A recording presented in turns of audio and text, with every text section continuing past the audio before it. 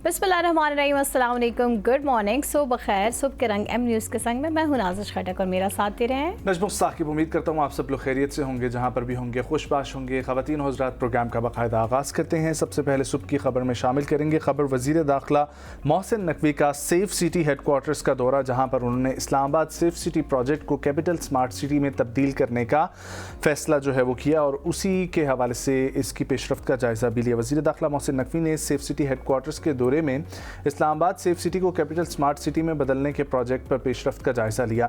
मोहसिन नकवी ने safe city headquarters की तज़ीन और आराइश और अपग्रेडेशन का मुआयना किया। वज़ीर दाखिला मोहसिन नकवी को फ्यूजन सेंटर और जदीद कंट्रोल रूम के क़याम पर ब्रीफिंग दी गई। मोहसिन नकवी ने कहा कि कंट्रोल रूम को जदीद तकाज़ों और टेक्नोलॉजी से हम आहंग बनाया जाए। वज़ीर दाखिला ने सेफ सिटी फ़ेज़ 2 को मुकर्ररा मुद्दत में मुकम्मल करने की हिदायत करते हुए कहा कि सेफ सिटी में तमाम मुतल्लिका इदारों को एक प्लेटफॉर्म पर लाया जाएगा। मनसूबा शहरियों को महफूज माहौल फराहम करने में अहम साबित होगा।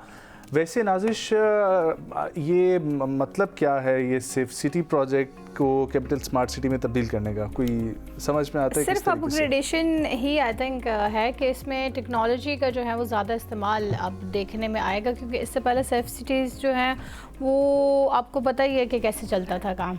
तो मेरे ख्याल से अब सिर्फ जदीद टेक्नोलॉजी से सबको ही पता है कि कैसे चलता था। अब जैसे आपको भी इवन हमारे ट्रैफिक के नुमाइंदों से बहुत मसाइल रहे हैं ना दरपेश, तो उसी तरह आई थिंक सेफ सिटी में और भी बहुत सारी होती तो है। वैसे भी जो भी इंस्टीट्यूशन होता है, जो भी फंक्शनिंग एक बॉडी होती है, सो में बहुत सारी लूप होल्स होते हैं। तो अपग्रेडेशन का जो काम होता है वो वक्तन फ़वक्तन इसी वजह से होता है ताकि बेहतरी मज़ीद लाई जाए उस सिस्टम में। So let's hope for the best कि इसमें भी बेहतरी की गुंजाइश जो बाकी थी वो अब बेहतर हो जाएगी। आगे बढ़ते हैं जी, आपको बताते हैं पाकिस्तान स्टॉक मार्केट में कारोबार का मनफी जोन में आगाज़। कारोबारी हफ्ते के पहले रोज़ कारोबार के आगाज़ पर स्टॉक एक्सचेंज में शदीद मंदी देखने में आई। 1500 से पॉइंट्स की कमी के साथ पाकिस्तान स्टॉक मार्केट में 100 इंडेक्स 1,69,598 पॉइंट्स की सतह पर आ गया। वाज़ेह है कि गुज़श्ता कारोबारी हफ्ते के आखिरी रोज़ कारोबार के अख्ताम पर स्टॉक एक्सचेंज में 100 इंडेक्स 1,71,115 पॉइंट्स की सतह पर बंद हुआ था। दूसरी जानब एशियाई स्टॉक मार्केट्स में रुझान बरकरार है। खबर एजेंसी के मुताबिक जनूबी कोरिया के कोस्पी इंडेक्स में 4.78% का इजाफा हुआ। ताइवान के SE इंडेक्स में 1% की तेज़ी, जबकि चीन के शंघाई कंपोजिट इंडेक्स में भी तकरीबन 1% का इजाफा रिकॉर्ड किया गया। क्या बात है। तो अब ये सिलसिला है कि पाकिस्तान स्टॉक मार्केट जिस तरीके से परफॉर्म करती है, वहीं से पता लगता है कि जो कारोबारी हफ्ते का आगाज़ है वो कैसा होगा, थ्रू आउट इस वीक में कैसा चलेगा। और पेट्रोल की हाइक की वजह से ओवरऑल जो इन्फ्लेशन, जो एनर्जी क्राइसिस हैं, उसकी वजह से बिजनेसेस स्लो हुए हैं, हर चीज़ का इम्पैक्ट पड़ता है। उसके बाद ऐसी सूरत हाल सामने आ रही है और बड़ा मुतासिरकुन होता है बिज़नेस पर्सनालिटीज़ के लिए, कारोबारी लोगों के लिए एतमाद करना। और स्टॉक मार्केट ही पूरी डिज़ाइन करती है कि आपकी मईशत जो है वो किस तरफ चल रही है। बड़ा अच्छा परफॉर्म कर रही थी हमारी स्टॉक मार्केट, लेकिन इसी ईरान अमेरिका वॉर की वजह से काफ़ी जो है वो फ़र्क पड़ा है इसके ऊपर। आगे बढ़ते हैं, कराची का जिक्र करते हैं, जहाँ पर कराची के एक इलाके में लाए गए 25 बकरे जो है वो ईद कुर्बान के लिए वो चोरी हो गए हैं। और ये कराची का इलाका है गुलिस्तान जौहर ब्लॉक 8, जहाँ पर ईद कुर्बान पर फ़रोख्त के लिए 25 बकरे जो लाए गए थे वो चोरी कर लिए गए हैं।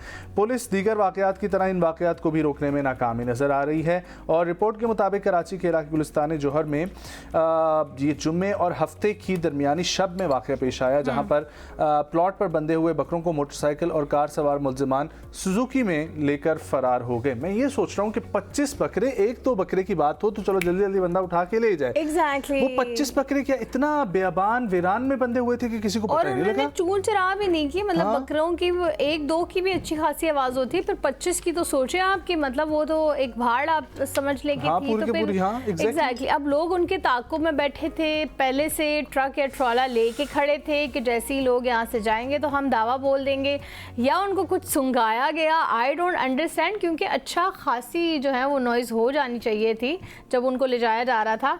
But how is that possible? Again हमने कल भी कहा था कि हम कराची से किसी नुमाइंदे को लेंगे, क्योंकि ये जो कराची के वाक़यात हैं इनमें इजाफा ही देखने में आ रहा है। अपने बकरों का ख्याल रखें, अपने भेड़ों का ख्याल रखें, गाय का ख्याल रखें, दुम्बे का ख्याल रखें, क्योंकि ईद आने वाली है। और आपको पता है ना, जब इस बार तो कुर्बानी जो जानवर है ना वो पिछले साल से भी ज़्यादा महंगे हो गए हैं। एग्जैक्टली। मैं मुझे अभी भी याद है बचपन में, जब मैं था, बचपन में इतना भी बचपन नहीं, मतलब 2014-15 की मैं बात कर रहा हूँ, तो उस वक्त में भेड़ा जो है वो 70-80 लाख रुपए का हजार रुपए का मिल जाता था, ठीक है। और अब ये कंडीशन है कि लाख रुपए का बकरा भी जो है ना वो तगड़ा नहीं मिलता। एग्जैक्टली मतलब हमारे यहाँ पेशावर में कुछ घर वाले जो हैं वो छोटा गोश्त खाते हैं, कुछ बड़ा खाते हैं, फिर कुछ दुम्बा पसंद करते हैं, तो मतलब डिफरेंट होती है, ठीक है। फिर हाँ, वैसे मैंने देखा पश्तूनों के यहाँ ज़्यादातर जो है बड़ा गोश्त जो है वो कुर्बान किया जाता है। कुर्बानी में हम मोस्टली बड़ा गोश्त बड़े को लाइक किया जाता है। एक तो उसमें ये भी होता है कि सब 7 हिस्से होते हैं, ठीक है, तो सबकी कंट्रीब्यूशन से भी वो सिलसिला हो जाता है। वैसे भी बहुत ज़्यादा फैमिली में एग्जैक्टली मैं उसी तरफ आना चाह रही हूँ कि पहले जब एक बंदे पे हिस्सा आता था नजम, तो मतलब 24,000 30,000 मैक्सिमम आ जाता था।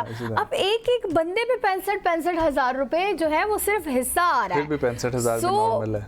तो आप 65,000 को 6 से मल्टीप्लाई करें तो कितने बनते हैं? सो सोचें आप कि, और वाकई में हमारे अपने घर में जो है वो 7 कुर्बानियाँ होती हैं, ठीक है, तो फिर आप 65 को जो है वो प्लस करें तो कितने बनते हैं? अच्छा, हमारी तरफ जो है ना कभी भी हमने बड़ा वगैरह नहीं किया, बड़ा हमेशा बकरे।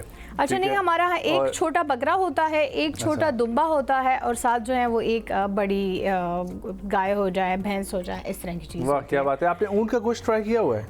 नहीं, मैंने सुना है कि बहुत अच्छा आपको होता कभी मौका मिले, आपको ऊंट का गोश्त जो है ना, पता नहीं किसी और चीज में ट्राई कीजिएगा, नहीं कीजिएगा, वरना उसके टिक्के बना के जरूर ट्राई कीजिएगा। उसकी वजह ये है कि ऊंट के अंदर उसके अपने गोश्त की नमकियात होती हैं, वो जिसकी वजह से उसका जो नमकीन गोश्त होता है ना, और वो बहुत जल्दी भी गल जाता है, ठीक है, और वो मैंने वीडियोस बहुत देखी हैं, मैंने वीडियोस बहुत देखी हैं जो पूरे के पूरे ऊंट जो है वो बना रहे होते हैं, और उसको देख के इंसान कहता है बस मैं टूट पड़ूं। So I would love to try.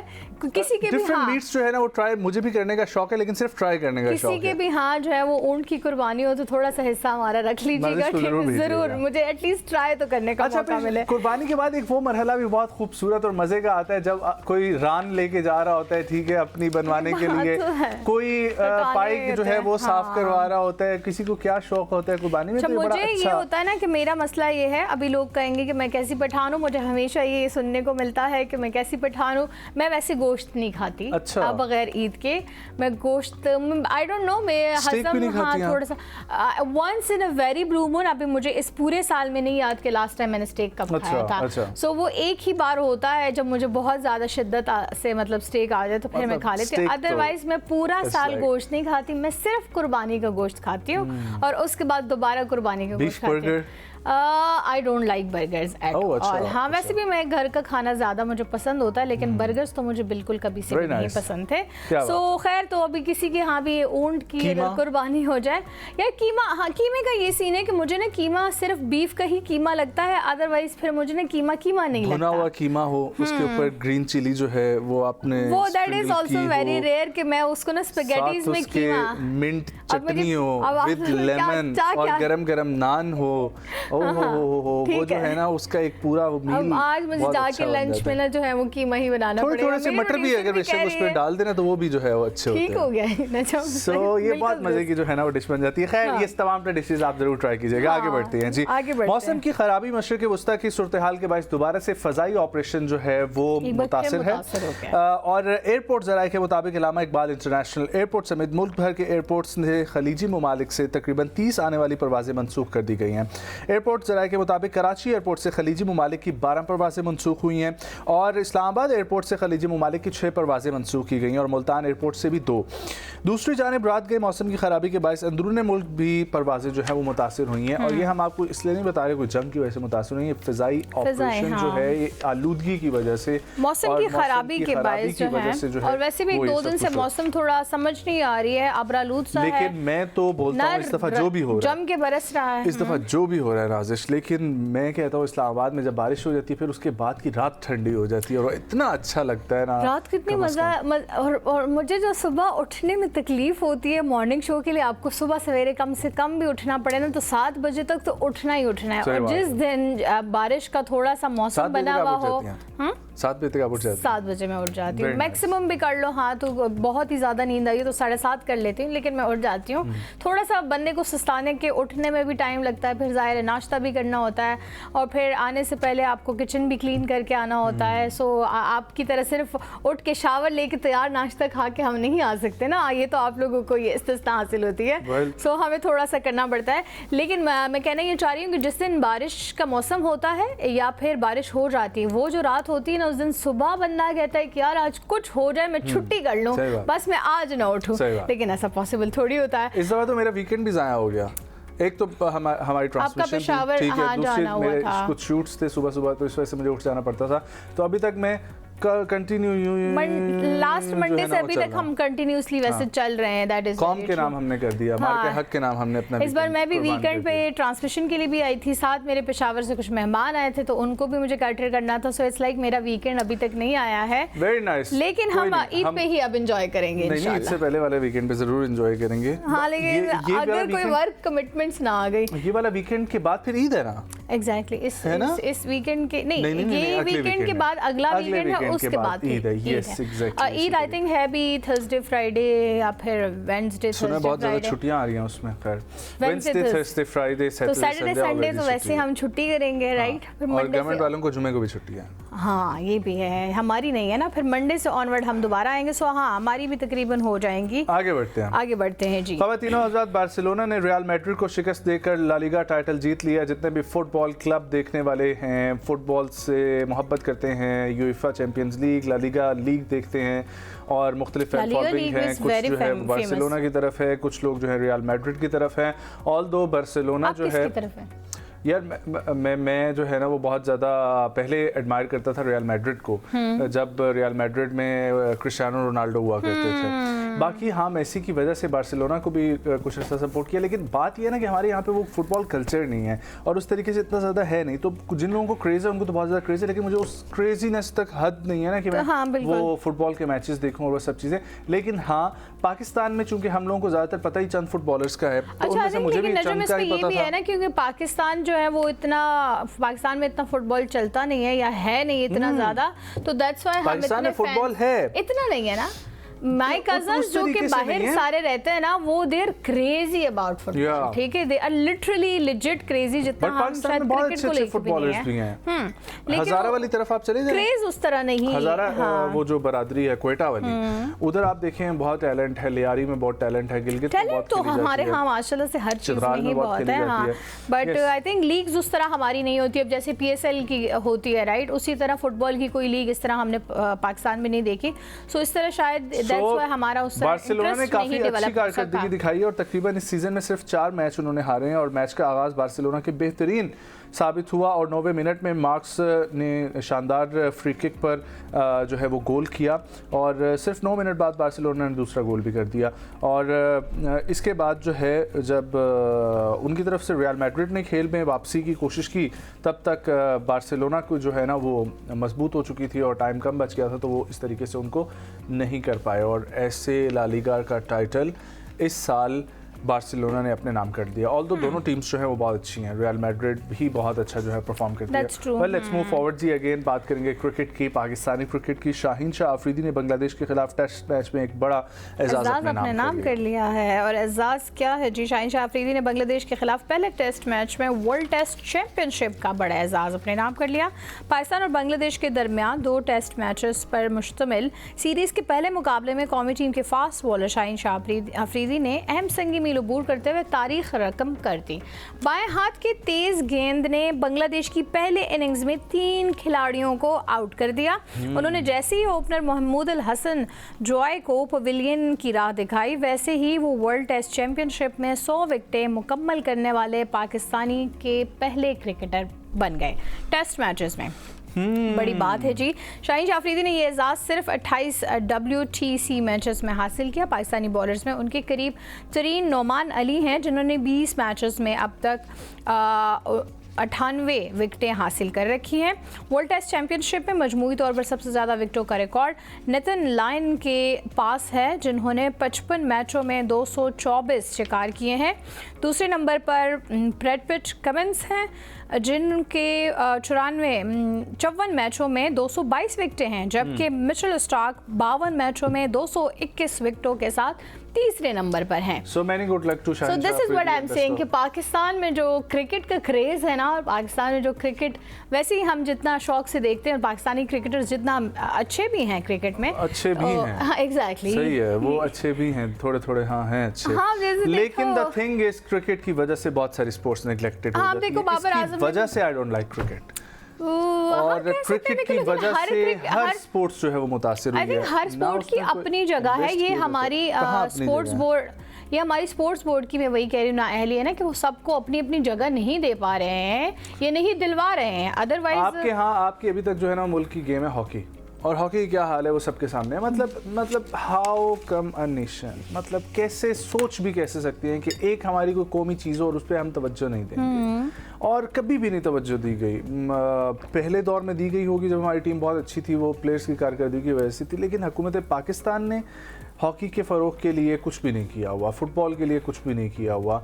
मतलब क्या एक्टिविटीज़ हो रही हैं, कुछ कर रहे हैं वैसे, क्या हो रहा है? हाँ, अभी बच्चों को मैंने देखा उस दिन टैलेंट हंट भी आया हुआ है, जिसमें वो बच्चों को सेलेक्ट कर रहे हैं। फुटबॉल में भी डिफरेंट सिटीज़ में जाके प्लेटफॉर्म्स प्रोवाइड किए जा रहे हैं कि आप लोग आएँ और अपने टेस्ट दिखाएं, प्रैक्टिस दिखाएं, उसके बाद आपकी सिलेक्शन होगी। मसला क्या है? मसला ये है यहाँ पर कि जो बच्चे यहाँ से खेलने के लिए जाना चाहते हैं ना, उनको वीज़ा की असिस्टेंस भी गवर्नमेंट ऑफ पाकिस्तान की तरफ से फराहम नहीं की जाती। वो लोग जो बॉक्सिंग में 15-0 के हिसाब से चल रहे हैं, जो आमिर खान जिनको सपोर्ट कर रहा है, जो पाकिस्तान में इंटरनेशनल बॉक्सर्स को बुला के यहाँ पर फाइट्स लड़े हैं, उन लोगों के वीज़ा नहीं लगते बाहर के लिए।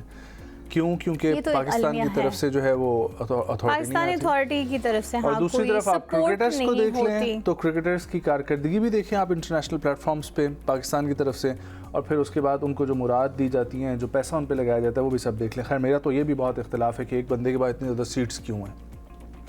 I mean, क्या मुल्क में जो है वो इतनी बेहतरी नहीं थी, हमारे पास लोग कम हैं, या क्या वजह है कि एक इदारा है, मेरे एक अपनी असेसमेंट है कि एक इदारा बहुत बड़ा इदारा है और बहुत अच्छा इदारा है Pakistan cricket board. Pakistan cricket board के लिए बहुत सारे नाम हो सकते थे, लेकिन और अलहदा से अगर दिया जाए तो मोहसिन नकवी साहब भी बहुत अच्छे से उस पर तवज्जो दे सकते हैं, लेकिन उनकी अपनी मसरूफियत आप देखें ना, एक वज़ीर दाखिला कितनी मसरूफियत होती है, ये तो है, और उनकी तो बहुत ही ज़्यादा है। एग्जैक्टली, और फिर जब वो उस तरफ तवज्जो देते होंगे वो निगलेक्ट रह जाता होगा। ये एक ऐसा इदारा है जिसको डेली अटेंशन चाहिए। बिल्कुल ऐसे ही, कहीं ना कहीं किसी ने, आप देखें सपोज वो स्पोर्ट्स को अगर ज़्यादा फोकस पे रखेंगे तो बाकी माने वो, मैं तो ये कहता होता था कि मैं 3 से 4 काम कर रहा हूँ, कभी ये काम कर रहा हूँ, कभी एक्टिंग की तरफ, कभी मीडिया कंसल्टेंसी, कभी क्या, उसके बावजूद मोहसिन नकवी साहब के पास जितने पोर्टफोलियोज हैं, मुझे अपना आप जो है वो बेरोजगार महसूस होने लग जाता है कभी-कभी। ठीक है, और वो मतलब वो नारकोटिक्स भी देख रहे हैं, वो दाखिला भी देख रहे हैं, वो क्रिकेट भी देख रहे हैं, और बाकी सिफारती में भी उनकी जितनी काविशें हमें नजर आती है वो भी काबिल। अच्छा, कल मैंने एक और चीज़ बड़े मजे की देखी,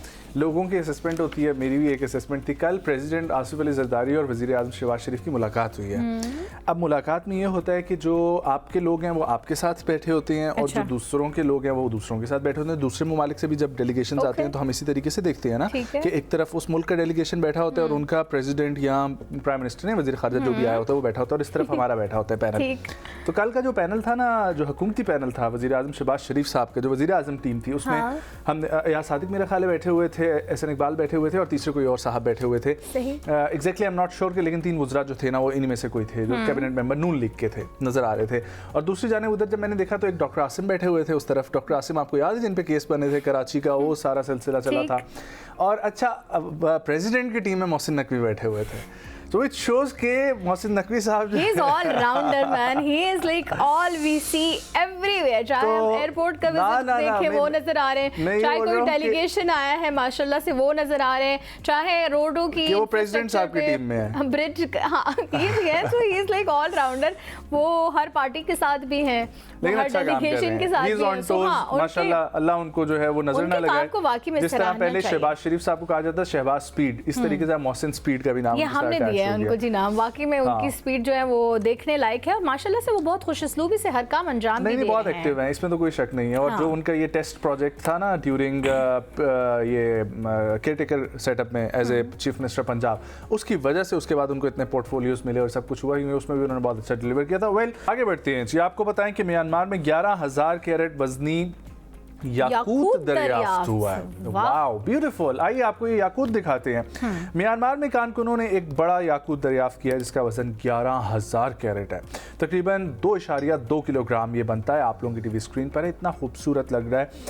ये नायाब पत्थर अप्रैल के वस्त में मोगोक के इलाके के करीब मिला, जो कीमती पत्थरों की कानकुनी के लिए दुनिया भर में मशहूर है। माहिरीन के मुताबिक 1996 में इससे भी बड़ा जो है वो याकूत दरियाफ्त हुआ था, मगर ये नया याकूत अपनी गैर मामूली चमक, गहरे रंग और शफाफियत की वजह से कहीं ज़्यादा कीमती जो है वो समझा जा रहा है। इसमें से थोड़ा सा ऐसे सिरा काट के मुझे नहीं दे देते? मैं भी रिंग बनवा लूं, है ना। हाँ, क्योंकि वैसे भी याकूत इज लाइक ये वाहिद वो स्टोन है जो मुझे बहुत ज्यादा पसंद लेकिन है। ये वाला याकूत थोड़े से और रंग का है। हाँ, थोड़ा सा ज्यादा पिंक है, बहुत डार्क है। हाँ, रेडिश याकूत जो होता है ना, मुझे वो बहुत अच्छा लगता है। लेकिन मेरे ख्याल से वो उसकी क्वांटिटी भी बहुत ज्यादा है ना, जब हमने छोटे छोटे ही देखे हैं, मैंने देखे हैं तो सही बात है। लेकिन मुझे लाल रंग का याकूत जो है वो बहुत अच्छा लगता है। या चलो हम ट्राई करेंगे, कोई कहीं जाएं, स्पेशली लोग जो हैं वो बाहर जाते हैं वहाँ से लेकर आते हैं, तो अगर कोई गया तो हमारे लिए भी लाइएगा प्लीज़। हाँ, चलें जी, ब्रेक शामिल करते हैं, वापस आएंगे, कंटिन्यू करेंगे अपने प्रोग्राम को, कहीं मत जाएं, हमारे साथ रहिए।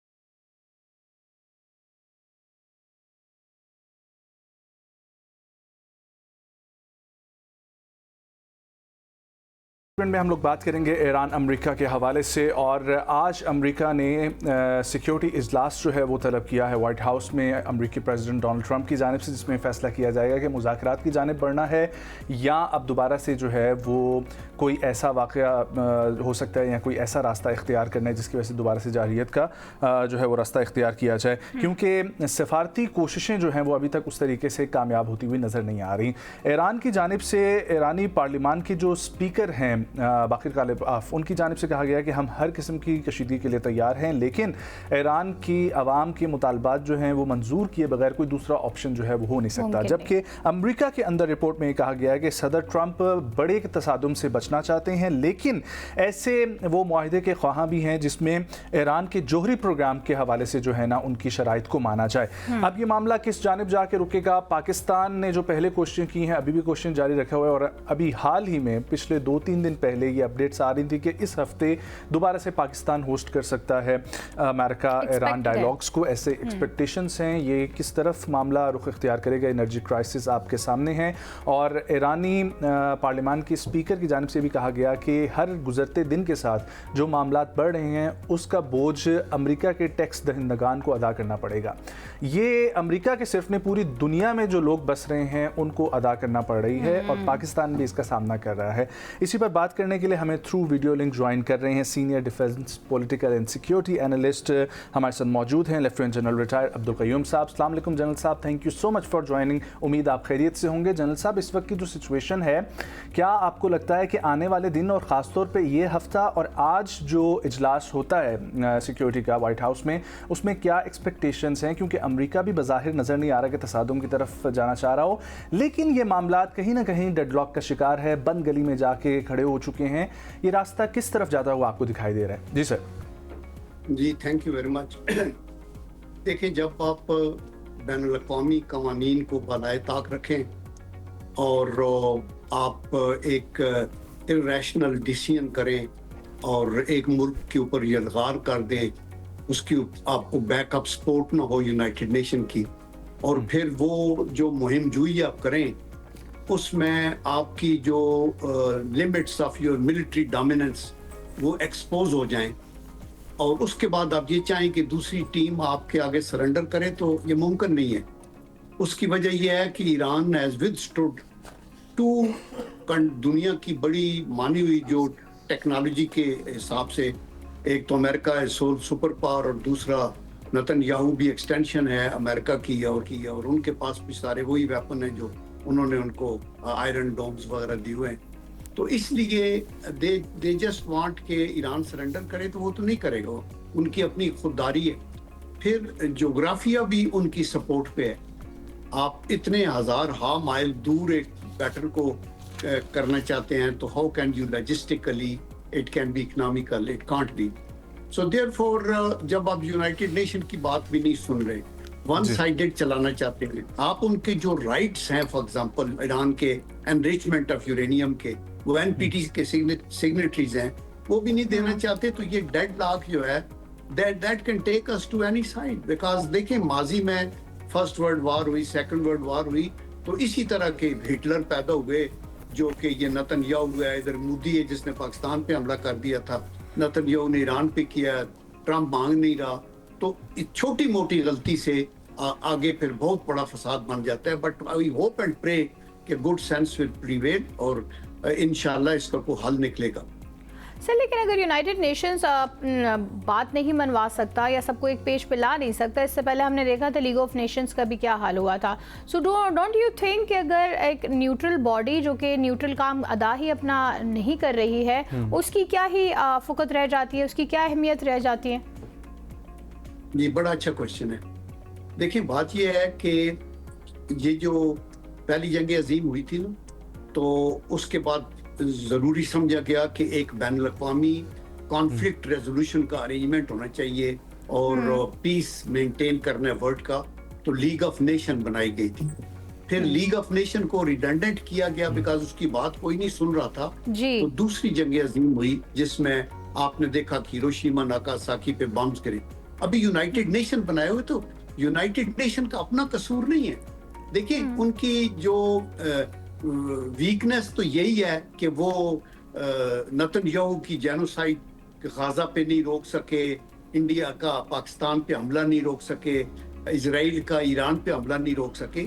लेकिन ऑन दी अदर साइड ये भी देखना है कि क्यों नहीं रोक सके, बिकॉज उनके रेजोल्यूशंस हैं, तकरीबन 41 रेजोल्यूशन तो यूनाइटेड स्टेट्स ऑफ अमेरिका ने नेतन्याहू के हक में पैलेस्टीन के खिलाफ जो है वीटोज अपने तौर पे इस्तेमाल किए हैं। तो जब आप उनकी बात नहीं सुनेंगे, रेजोल्यूशन को जूते की नोक पे रखेंगे, तो वो कैसे है। लेकिन यूएन फिर अदर काम तो कर रही है, मतलब लोगों के राइट्स की बात है, रिफ्यूजीज की बात है, पॉपुलेशन है, हेल्थ है, एजुकेशन है, आप उसको काम करने दें तो वो काम करेगा। बट सर उसको वही बात है कि कोई काम करने देना ही नहीं चाह रहा या कोई काम करने दे ही नहीं रहा। और क्या लगता है इससे क्या, जैसे कि सपोज हम इसकी बात करें कि मोदी सरकार जो मकबूजा जम्मू कश्मीर के साथ कर रही है, हालांकि 18 रेजोल्यूशंस पास हो चुकी हैं यूनाइटेड नेशन में, लेकिन अभी तक, और उनको हक खुद इरादियत दिलवाने का वादा किया गया है, लेकिन उस पर कोई अमल दरामद नहीं हो रहा। तो आपके ख्याल में क्या ये जो ममालिक हैं जो यूनाइटेड नेशंस की बात नहीं मानते या उसकी पासदारी नहीं रखते उनके रेजोल्यूशंस की, वो अपनी एक धाक बिठाना चाह रहे हैं अक़वाम आलम पर कि हम ज़्यादा पावरफुल हैं या फिर हमारी एक शनाख्त है? Don't you think? ठीक है, देखें ये जो यूनाइटेड नेशन के फॉर्मर सेक्रेटरी जनरल थे बान की मून, उन्होंने ये कहा कि United Nation is slipping into dysfunction, और उसकी रीजन यही है कि कंट्रीज और मेंबर्स उसका वो नहीं करते, पास नहीं रखते। UN has been marginalised. Why? Because आपने देखे ये जो दूसरी जंग अजीम के बाद ये जो यूनाइटेड नेशन का ढांचा बनाया गया, ये फातेह ने बनाया, विक्टर्स ने बनाया, अमेरिका ने बनाया, यूरोप ने बनाया, और उन्होंने क्या किया कि एक तो अदारा बनाया, दूसरा सिक्योरिटी काउंसिल बनाई, उसके अंदर 5 अपने वीटोज रख लिए।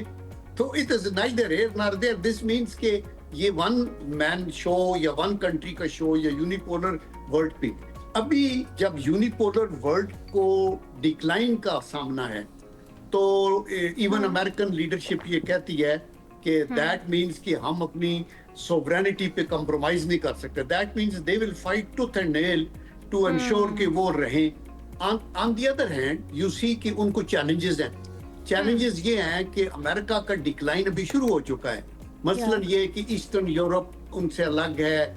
आप देखें जी, इधर मिडिल ईस्ट में फेल हो गए, अफगानिस्तान के अंदर फेल हुए, इराक में वेपन्स ऑफ मास डिस्ट्रक्शन की बात की, उसका नहीं है। $25 ट्रिलियन का उनके मकरूज हैं, और उनके मुकाबले में चाइना एक इंडस्ट्रियल ग्रोथ है।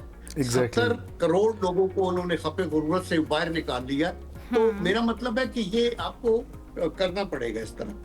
ठीक है जनरल साहब, ये फरमाइएगा कि आपने न्यू वर्ल्ड ऑर्डर की बात की, उसमें अमेरिका को कहां पर खड़ा हुआ देख रहे हैं? और दूसरी चीज़ ये कि इस वक्त जो आज इजलास होने जा रहे हैं उसमें तमाम तरह अहम शख्सियात उधर शिरकत करेंगी, और ये एक्सपेक्टेड है कि कोई दोबारा से फ़ौजी ऑपरेशन की तरफ जाया जा सकता है। बात ये की जाती है कि फ़ौजी ऑपरेशन का या मुज़ाकरात का जो है वो अमल आगे बढ़ाया जाए और ईरान पर दबाव डाला जाए ताकि न्यूक्लियर प्रोग्राम पर रियायतें हासिल की जा सके। आपको क्या लगता है कि जो पहले जिस तरीके से हमला करके जो तमाम तरह अभी तक चीज़ें हो चुकी हैं, उसकी बाद अब अमेरिका दोबारा से अगर फौजी ऑपरेशन की तरफ जाता है तो उसको वो नताइज हासिल होंगे जो अभी तक हो नहीं सके, या मुज़ाकरात के ज़रिए ही वो नताइज हासिल हो सकते हैं, चाहे फिर उसमें हम स्ट्रेट ऑफ हॉर्मोज़ की बात करें, चाहे उस पर हम न्यूक्लियर प्रोग्राम की बात करें? या देखिए, नताइज तो हमेशा डायलॉग से ही हासिल होते हैं। मैंने आपको बताया जितनी जंगें हुई हैं, at the end of the day आप डायलॉग टेबल पे आए। अभी भी आपने पूरा जोर लगा दिया ना, आपने तो कहा रिजीम चेंज करेंगे, आप ईरान को सफ़े हस्ती से मिटा देंगे, सब कुछ हो जाएगा, तो कुछ भी नहीं हुआ।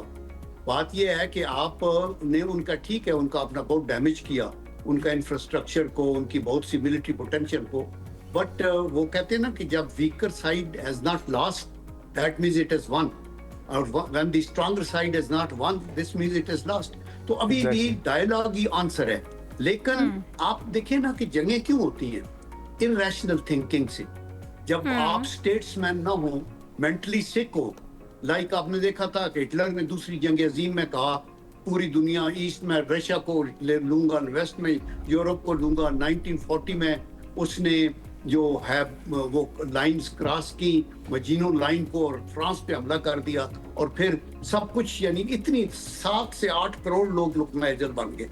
तो इररेशनल डिसीजन है ना। अभी ईरान की डिमांड क्या है? वो कहते हैं कि हमें एक नॉर्मल दुनिया का मुल्क जो यूएन का मेंबर है, आप उस तरह की रिस्पेक्ट दें, हमारी सैंक्शंस लगी हैं कम करें, हमारे एसेट्स फ्रीज कह रहे हैं कि हमारे एसेट्स जो हैं उनको आप वापस डीफ्रीज कर दें, और इसके बाद जब हम नॉर्मल है और हमें गारंटी हो कि आप दोबारा अटैक नहीं करेंगे, फिर हम न्यूक्लियर पे बात कर लेंगे, फिर आप स्ट्रेट ऑफ हॉर्मूज पे बात कर लेंगे। इसके बाद तो वो स्टेप बाय स्टेप जाना चाहते हैं। लेकिन ट्रंप साहब का प्रॉब्लम ये है कि बैक होम अपनी जो कॉन्स्टिट्यूएंसी है उसमें वो करने के लिए वो जो गैलरी का एक शोर है। एग्जैक्टली। सर, मैं ये जानना चाहूँगी कि जैसे आपने खुद ही कहा कि ये जो हम इर्रेशनल डिसीजंस आजकल हम देख रहे हैं, इससे पहले हमने देखा कि फ़लस्तीन और गाज़ा पे सिचुएशन हुई, अब ये जो ईरान और हमने देखा अमेरिका की है, पाकिस्तान और इंडिया की भी हमने देखी, और अब हम ये भी एक खदशा ज़ाहिर कर रहे हैं कि ये ना हो कि अफ़गानिस्तान की तरफ से भी दोबारा हो। सर, कि जो टाइम फ्रेम अब तय हो रहा है कि बहुत एब्रप्ट जो है ना वो एक दूसरे पे हमला दावा बोल दिया जाता है। अब इसमें हम यूएन काउंसिल की जो है कि जवाबी कार्रवाई की हर मुल्क को इजाज़त है, वो हम मान रहे हैं, हर मुल्क वो मान रहा है, लेकिन बाकी की जो यूनाइटेड नेशंस की जितनी रेजोल्यूशंस हैं उसको हम नहीं मान रहे। सो ये जो जंग की एक रविश सी बन गई है कि जवाबी कार्रवाई बग़ैर मुज़ाकरात के, बग़ैर एक दूसरे से बातचीत किए, ये किसी और फरीक को शामिल करके बातचीत करने के जो रास्ते थे वो अब हमें लगता है कि उसकी तरफ कोई जाता ही नहीं और डायरेक्ट जवाबी कार्रवाई होती है। ये रविश कितनी ख़तरनाक है आलमी अमन के लिए? ये देखें, बहुत खतरनाक है, इसलिए कि अभी अमेरिका ने जो ईरान पे हमला किया ये कोई जवाबी हमला तो नहीं था, ये तो एक एग्रेशन है। वो तो उनके साथ बैठ के डायलॉग में बातचीत कर रहे थे पहले भी और अभी भी। और ये इंडिया ने जो पाकिस्तान पे हमला किया है, ये कोई मतलब है कोई जवाबी हमला नहीं है उनके पास कोई। वो पहलगाम का वो ब्लेम हम पे लगाते हैं, लेकिन उसका कोई प्रूफ नहीं। हमने कहा एक जॉइंट इंटरनेशनल इंक्वायरी करें। तो इसलिए ये जो हमने कुछ स्ट्राइक्स की अफगानिस्तान में, ये जवाबी हमला है, बिकॉज हमारी कैजुअलिटीज सामने है। 80,000 से ज्यादा लोग शहीद हो चुके हैं, और आए दिन वहां से इंडिया अपने जो वो ऑपरेशन है सिंदूर, उसकी एक्सटेंशन को आगे लगा के कर रहा। तो इसलिए आप मीठा मीठा हाफ हाफ पर कड़वा कड़वा थू थू नहीं कर सकते। आप बिल्कुल ठीक कह रही हैं कि यूनाइटेड नेशन के चार्टर को माने, पीसफुल कोएग्जिस्टेंस की बात होती है, अमन से बात की करें और अपने claim India on one hand जो कश्मीर के ऊपर रेजोल्यूशंस है उनको तो मानने से इनकारी है। वो कहता है टू टंग है। हाँ, इजराइल भी ये कहता है और ऑन दी अदर हैंड फिर ये कहता है नहीं हमारा हक है कि हम ये करें। और सेकेंडली जारियत करते हैं और इंडिया साथ ये क्लेम करता है कि हम सिक्योरिटी काउंसिल का परमानेंट मेंबर भी बनाए, उस सिक्योरिटी काउंसिल का, उस यूनाइटेड नेशन का जिसके रेजोल्यूशन ये मानने को तैयार नहीं। बिल्कुल साहब, इस वक्त ये बताइएगा कि ये बड़े स्टेक होल्डर्स की अगर हम बात करें, ऑल्दो पाकिस्तान के अलावा किसी ने उतनी कोशिशें मीडिएशन की नहीं की हैं, लेकिन ये जो ममालिक हैं चाइना, रशिया, एक तो रशिया जिस तरीके से हिमायत कर रहा है और दूसरी तरफ चाइना की भी जो स्टेटमेंट्स थी उस वक्त जब जंग की ज़्यादा सूरत हाल गर्म थी, तो अब आप इन दोनों स्टेक होल्डर्स को कहाँ पर खड़ा हुआ देख रहे हैं? क्योंकि अमरीकी सदर ने विजिट भी करना था चाइना का और उनको वाज़े तौर पर चाइना की तरफ से पैगाम भी आया था कि आप ये मसला हल करवा के यहाँ पर विजिट करें। और ये भी समझा जाता है, एक राय है कि ईरान के ऊपर स्ट्रेट ऑफ हॉर्मोज का ये जो सारा सिलसिला चल रहा है ये चाइना को इफेक्ट करने के लिए किया जा रहा है। इसमें कितना जो है वो सूरत हाल सामने आती है। और अब जब एनर्जी क्राइसिस का सब सामना कर रहे हैं तो उस सारी सिचुएशन के बाद ये जो दो बड़े स्टेक होल्डर्स हैं इनकी जानिब से क्या किया जाएगा आगे आने वाले दिनों में? क्योंकि एक तरफ अगर जंग हम देखें तो बाकायदा तौर पर जंग भी उस तरीके से नहीं हो रही। पाकिस्तान ने फ्रीडम प्रोजेक्ट जो था उसका भी रिक्वेस्ट करवा के प्रेसिडेंट ट्रंप से रुकवाया हुआ। सो अब सिचुएशन ये है कि एक डेडलॉक की सी कैफियत है और हर गुजरता दिन जो है वो पेट्रोल प्राइसेस में भी इजाफा हो रहा है, जिसकी वजह से पूरी दुनिया में जो है वो इस वक्त एक इन्फ्लेशन हाई रेट होती जा रही है। तो सर, ये एक डेढ़ हफ्ते में कोई सूरत हाल बेहतर हो सकती है, नहीं हो सकती, और बड़े स्टेक होल्डर्स क्या किरदार अदा कर सकते हैं? देखिए, बड़े जो स्टेक होल्डर्स हैं ना, उनको ये पता है कि एक तो अमेरिका ने अपनी जो नेशनल स्ट्रेटजी की पॉलिसी दी हुई है उसमें उन्होंने चाइना को अपना मेन राइवल डिक्लेयर किए हुए है। और दूसरा, उनको वो इतने नाइव नहीं है, उनको ये भी पता है कि अमेरिका के पास अपना तेल और गैस काफी है, तो फिर वह वेनेजुएला पे जाना या ईरान के तेल के कुओं पे जाना या इराक के ऊपर जाना, ये क्यों है? They want to deny that to the Chinese, क्योंकि उनको पता था कि यहाँ से इनकी सप्लाई आ रही है। तो अगर हम इंडस्ट्रियल ग्रोथ में चाइना का वैसे मुकाबला नहीं कर सकते, वो नंबर 3 इकोनॉमिक पावर थी, अभी जापान को क्रॉस करके 2 हो गई है और अभी अमेरिका को वो क्रॉस करने वाले 1-2 सालों में। तो उनको रोकने का तरीका यही है कि इतने बड़े मुल्क पे हम हमला तो नहीं कर सकते, क्योंकि न्यूक्लियर हमारे पास है तो उनके पास भी है। तो उसका एक ही याद है कि उनको इकोनॉमिकली स्ट्रेंगुलेट करने की कोशिश की जाए। तो इसलिए चाइनीज जो है वो बड़ी वाइज लीडरशिप है, वो कहते हैं पीसफुल कोएग्जिस्टेंस, वो आगे से लड़ाई नहीं कर रहे। इन्होंने इतनी लड़ाइयां की हैं। मैं पढ़ रहा था, हेनरी किसिंजर ने अर्ली 2012 में कहा था कि अमेरिका ने दूसरी जंग अजीम के बाद जितनी लड़ाइयां की हैं कभी किसी में भी एग्जिट स्ट्रेटेजी वर्कआउट नहीं की। मैं ये किया कि कहाँ वो जाते हैं। इसी तरह विंस्टन चर्चिल ने एक दफा कहा था कि American at the end may take a right decision, लेकिन उससे पहले वो सारी गलत ऑप्शनें इस्तेमाल करेंगे। तो मेरे ख्याल में ये भी गलत ऑप्शन इस्तेमाल कर रहे हैं। At the end they will have to come, because economic जो प्रेशर है ना वो अमेरिका और यूरोप में पड़ेगा तो लोगों का प्रेशर इन पे आएगा। एग्जैक्टली। अच्छा जनरल साहब, ये जो mid term election US presidential होने वाले हैं नवंबर में 2026 में, इस पर क्या असर आप देख सकते हैं? क्योंकि डोनाल्ड ट्रंप की पॉपुलैरिटी में भी काफी कमी हुई है। या देखिए, इस पे श्योरली इफेक्ट होना चाहिए, बिकॉज बहुत से रिपब्लिकन पार्टी के लोग भी, जो ट्रंप की पार्टी है, वो इस फैसले से खुश नहीं है। लेकिन ट्रंप ने एक मुल्क के अंदर एक ऐसा प्रोकियल, एक फाशिस्ट टाइप एक अरेंजमेंट रखा है जिसमें वाइट है, बाकी इमिग्रेशन की रिस्ट्रिक्शन है, दूसरी कंट्रीज के ऊपर ट्रेड के ऊपर जो है, टैरिफ के ऊपर रिस्ट्रिक्शन है, लोगों को निकालने की बात। तो वो जो है अमेरिकन नेटिव, वो ये समझता है कि इसकी पॉलिसी ठीक है। तो वो अभी अमेरिका एक ग्लोबल पावर से हटके एक नेशनल पावर की तरफ वो बन रहा है। तो दैट इज द रीजन के वहां उनके जो वोटर हैं और जो इतने ज्यादा पढ़े लिखे नहीं भी हैं, वो भी वो उनके साथ है, बट उनकी पॉपुलैरिटी में डेफिनेटली कमी हुई है। और श्योरली आप देखेंगे कि मिड टर्म में उनके ऊपर काफी इसका इफेक्ट होगा। और अगर इतना इफेक्ट हुआ कि ये सिटिंग डक प्रेसिडेंट बन गए तो फिर इनका इम्पीचमेंट भी हो सकती है। हाँ, तो जनरल साहब, ये जो समझी जाती है राय कि डोनाल्ड ट्रंप अपने मुल्क के लिए भी बेहतर जो है वो नहीं कर रहे, आपके ख्याल में अमेरिका के लिए Donald Trump as a president कैसे साबित हुए हैं इस दफा के टेन्योर की अगर बात की जाए? देखें, बात ये होती है ना, जो बेटा स्टेट्समैन होता है वो आगे देखता है, वो ईयर्स नहीं, डेकेड्स नहीं, वो सेंचुरियों तक आगे सोचते हैं।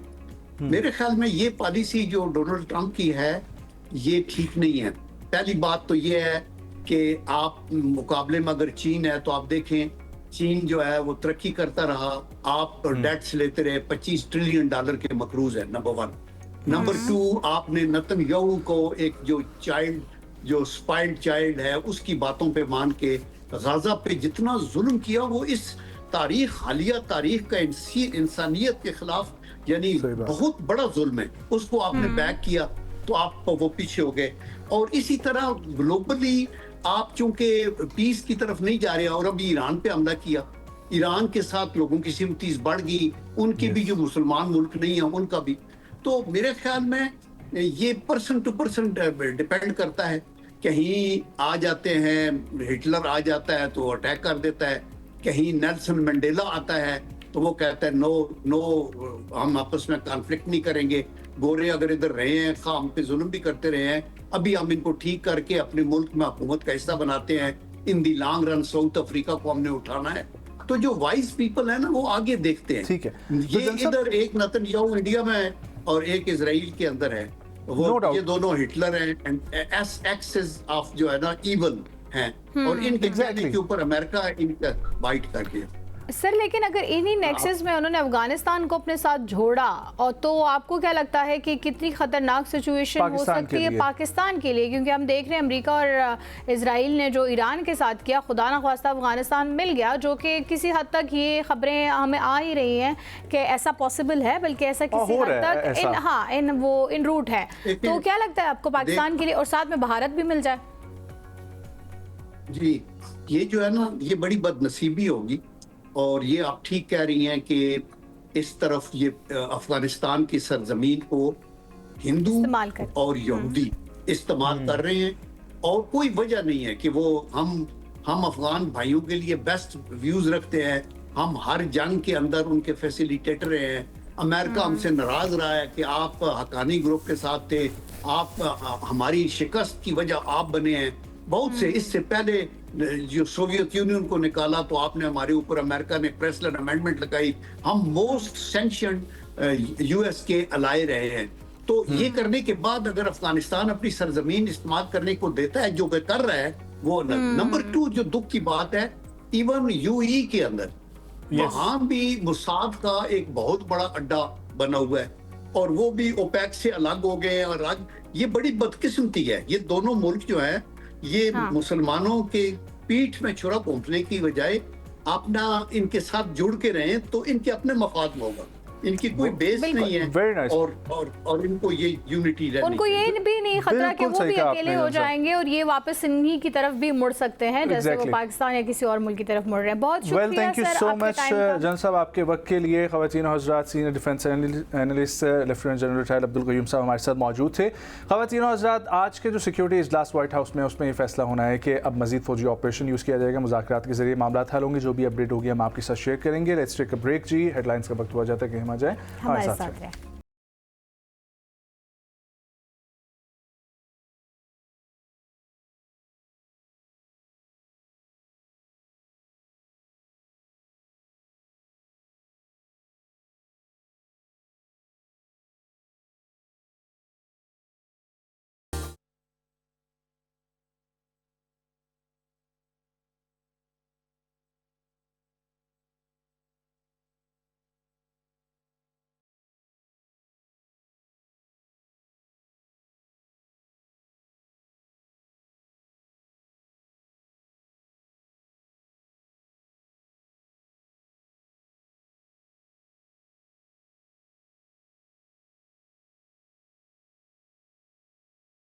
वेलकम बैक नाजरीन, और इस सेगमेंट में हम आपकी मुलाकात कराएंगे। बहुत मारूफ पाकिस्तानी एंटरप्रेन्योर है, मोटिवेशनल स्पीकर है, समाजी कारकुन है, मीडिया प्रोफेशनल है, 2-3 रेस्टोरेंट्स चला रहे हैं।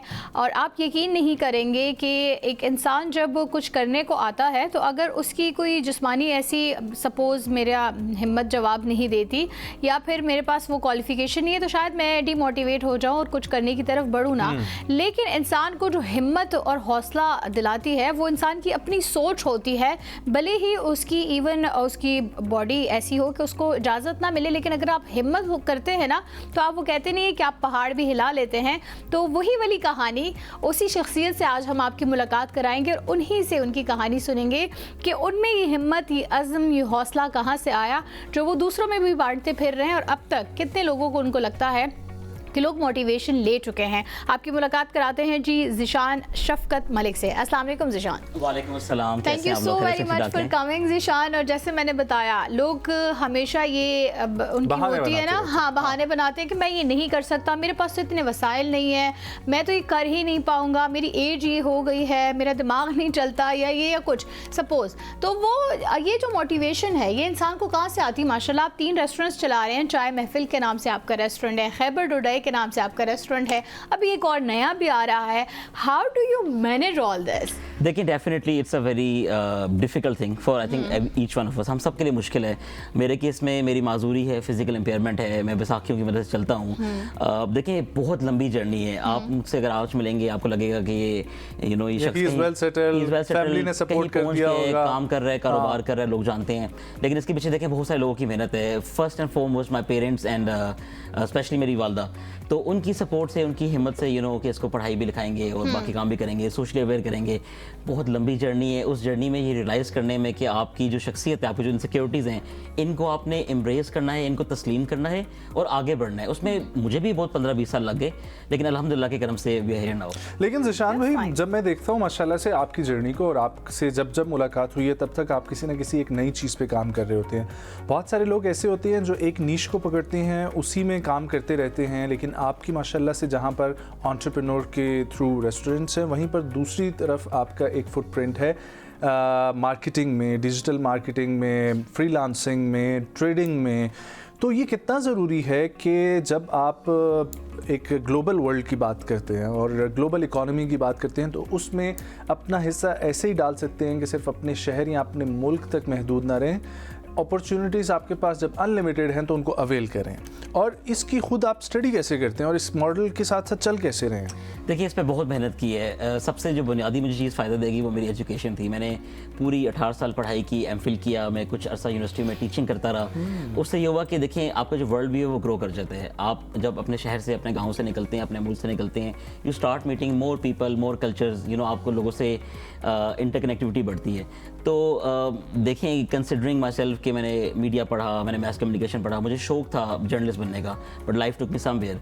तो मुझे दिल करता है कि मैं रोज़ कोई नई चीज़ भी करता रहूँ। मुझे अल्हम्दुलिल्लाह के अल्लाह के करम से I have great mentors in my life, great people जो गाइड करते हैं। तो पढ़ाई के लिए देखिए, internet is the answer. The one thing that enabled me, मेरे जैसे माजूर आदमी को या मेरी तरह के जो सैकड़ों पाकिस्तान में करोड़ों लोग हैं, उनको जो इनेबलमेंट है ना, वो इंटरनेट और टेक्नोलॉजी के थ्रू आ सकती है। आप इंटरनेट को इस्तेमाल करके और अपने घर में बैठ के कहीं पर भी काम कर सकते हैं। तो मैंने अपने ऑनलाइन जर्नी जो थी पैसे कमाने की, वो इंटरनेट के पैसों से शुरू की। उसके बाद फिजिकल बिजनेस में आगे, बाकी मामलात में चले गए। तो देखें, आज के दौर में इंटरनेट ने हर बंदे को नॉलेज की रसाई दे दी है, स्पेशली जब AI का दौर आ गया है, चैटबॉट्स आ गए हैं। तो आई थिंक कोशिश करने की बात है, इंकरेजमेंट नहीं मिलती। मुझे मेरे वालिदैन ने, घर वालों ने बहुत एम्पावर किया कि तुम ये आगे बढ़ो, आगे करो।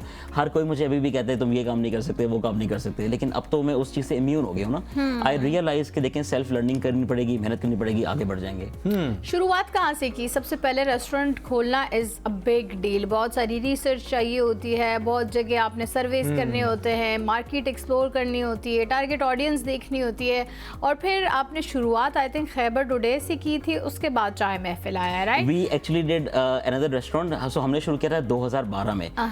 The first restaurant was called Cafe Rooftop. वो उस टाइम के इस्लामाबाद का बहुत पॉपुलर प्लेस थी. लाइक कैफे रूफटॉप आपका था? रूफटॉप या रूफटॉप के ऊपर था. मुझे अभी पता लगा, जिसमें जो है आपको शीशा आईडी कार्ड पे मिलता था. याद है उस टाइम पे हम लोग बच्चे हुआ करते थे. So that was interestingly Islamabad's first rooftop restaurant. अब तो आपको नजर आता है ना कि तकरीबन 450 हैं. उस टाइम नहीं होती थी. तो देखें हमें कुछ भी नहीं आता था. First learning was internet, reading other people's experiences, उनकी वीडियोस देख ली, सीख के पूछ के, by going out and asking for help. जो सबसे बड़ा बुनियादी I think people young people find a challenge is के people can not have this audacity कि जाके आपसे पूछ के नजम भाई मुझे कोई परेशानी है, मुझे आप गाइड कर दें. तो देखिए यू नीड पीपल जिनसे आप नॉलेज सीख कर सकते हैं, आगे ट्रांसफर कर सकते हैं.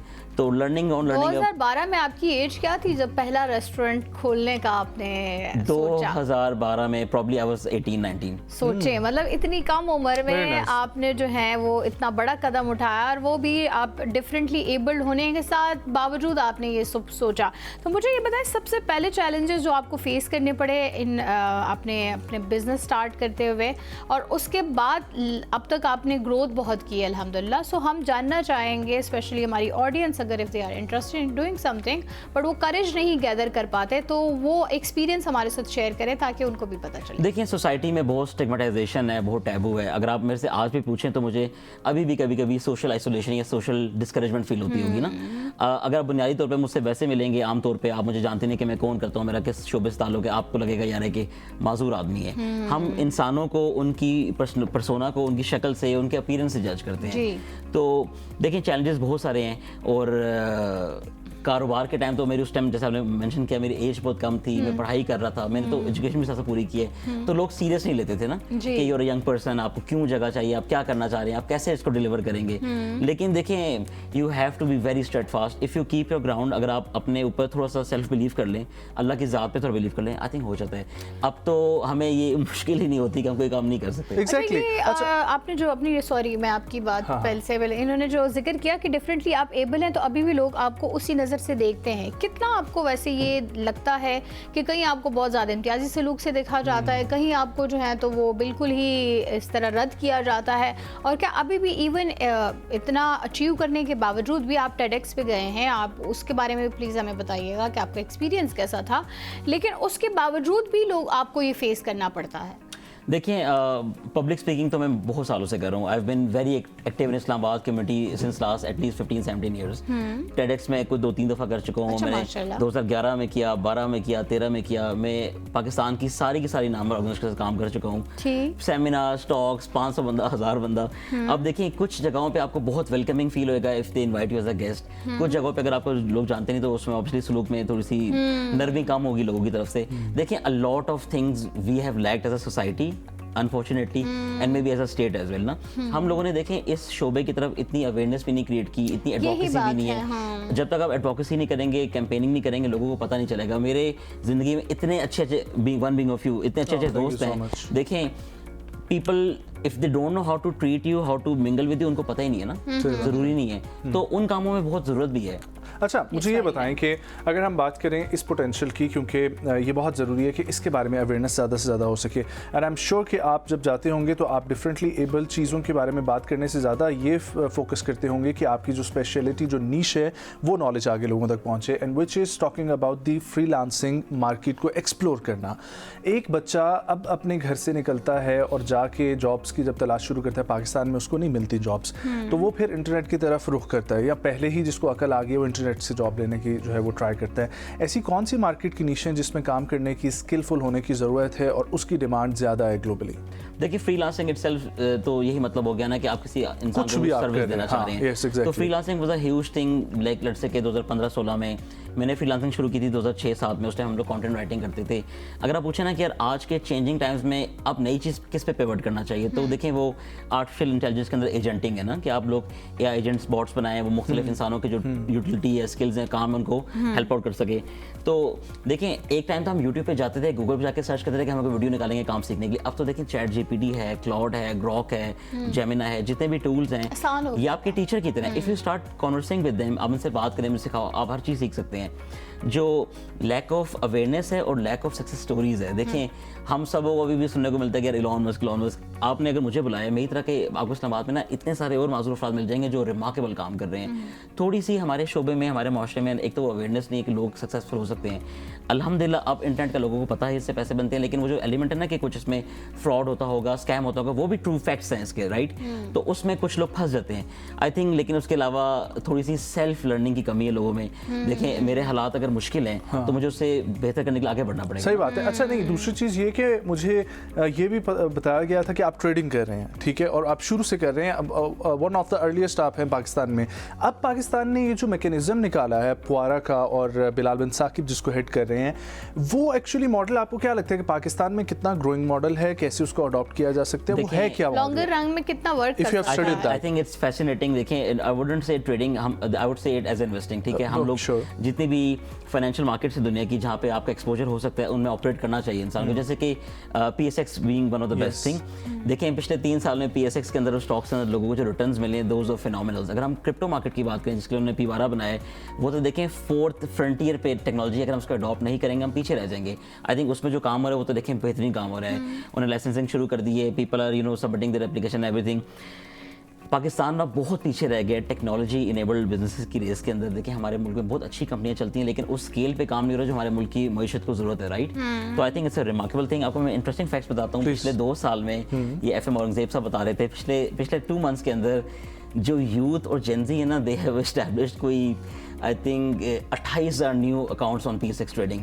यंग लोग देखें थैंक्स टू अमेजिंग इन्फ्लुएंसर्स जो फाइनेंशियल मार्केट्स पे राइट एजुकेशन दे रहे हैं, जो लाइक टाइम लगा के पढ़ाई लिखी बात करते हैं। देखें people have to generate multiple sources of incomes. आपके मुश्किल इन्फ्लेशन हालात में अगर आप स्टॉक मार्केट में इन्वेस्टेड नहीं है, मार्केट्स में इन्वेस्टेड नहीं है, अगर आप डॉलर में ऑनलाइन काम करके पैसे नहीं कमा रहे तो मुश्किल हालात हो जाएंगे ना। हम चैलेंजिंग टाइम्स में हैं और हम सबको साथ जोड़ के मतलब कि आप इस वक्त तमाम यूथ को या उन लोगों को जो जॉब्स कर रहे हैं उनको रिकमेंड करते हैं इन्वेस्टिंग करनी चाहिए, इन्वेस्ट करें PSX में, स्टॉक मार्केट में लाजमी करनी चाहिए, लेकिन विद एजुकेशन। क्योंकि बहुत सारे लोगों को मैंने ये भी देखा है कि वो बस ऐसी धड़ाधड़ करने लगते हैं, उनको नॉलेज कोई नहीं होती है। नॉलेज इनसे लेते हैं ना। देखिए यही ना विद नॉलेज करनी चाहिए। Investing is a slow process. ये कंपाउंडिंग की मैथ्स पे चलता है ना कि 10 साल 20 साल बाद कुछ अच्छे पैसे बनेंगे। हमारे माशरे में ना क्योंकि बहुत हसल है ना, जल्दी करो, उसमें पीपल लूज देयर एजुकेशन। वो पूछता ही नहीं है, फिर मैंने 2 पैसे बना ली ना, अब मैं कुछ बन गया हूँ, राइट? तो मैं नजम भाई को भी नहीं बताऊंगा, उनको खराब करूंगा। लेकिन आपको क्या लगता है कौन सा सेक्टर PSX में अच्छा परफॉर्म करता है जिसकी तरफ मार्केट को जाना चाहिए? मार्केट स्टडी कैसे करनी चाहिए? आई थिंक आपको फाइनेंशियल मार्केट पढ़ाई करने के लिए आपको कुछ अच्छे ब्लॉग्स पढ़ने चाहिए, आपको यूट्यूब चेक करना चाहिए। देखें I would not even recommend कि आप आ जाके कोई बंदा इन्वेस्ट कर देना कि आपको पता ही नहीं कि इंस्ट्रूमेंट्स है किस तरह के, एसेट क्लास कौन सी है, कैसे काम करेगी वगैरह वगैरह। तो यूट्यूब पे देखें, इंस्टाग्राम पे इटसेल्फ इतने अच्छे मनी मार्केट्स के एनालिस्ट हैं, आप उनके अकाउंट्स को फॉलो करें, आपको चीज़ें मिल जाती हैं उससे पढ़ने के लिए। हम we read the same. Mashal is one of them. Yeah exactly Mashal is one of them. देखें उनकी you have to give the credit. उन्होंने मिलियन फॉलोअर्स की प्रोफाइल बनाई साल के अंदर। जितनी उन्होंने डिस्ट्रप्शन ऐड कर दी ना इन्वेस्टिंग के अंदर वो पहले नहीं थी, which is a phenomenal thing. Yeah I have seen her profile. अच्छा ये बताएं कि इससे पहले आप मीडिया प्रोफेशनल भी रहे हैं, ठीक है? उसके बाद टीवी रेडियो भी किया मैंने जी। सो उसके बारे में how is that experience different from this corporate sector? If you truly ask me, देखिए मेरा जो बहुत ड्रिवन पैशन था ना वो वॉर जर्नलिज्म था। मुझे शौक था हार्डकोर के लिबिया चला जाऊं, अफगानिस्तान चला जाऊं। तो बाय दैट टाइम जब मैंने शुरू किया तो मुझे कुछ लोग बहुत इनकरेज करते रहे, कुछ कहते रहे यार आपकी इम्पेयरमेंट, आप कैसे काम करोगे ना।